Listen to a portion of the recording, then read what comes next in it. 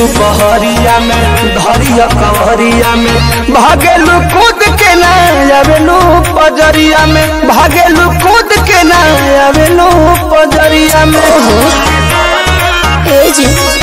अपना सुख खाती हमारा के दुख दिले कहे दिलवा में राजा जी हुक दिले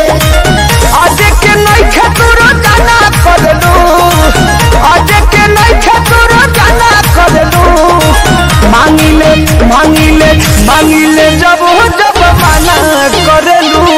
कमर में दर्द के बहाना करेलू रे गोरी कमर में दर्द के बहाना करेलू रे गोरी कमर में दर्द के बहाना करेलू कैसे कहे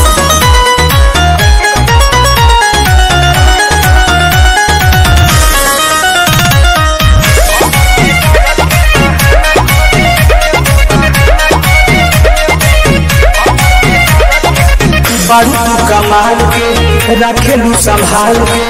कहे छछना तारू निकी निहाल के कहे छछना तारू निकी निहाल के आहे हो कि हमसे धोखे बना के तनी बुरे ये पिया अपना में होने के मुझे मजबूरी ये पिया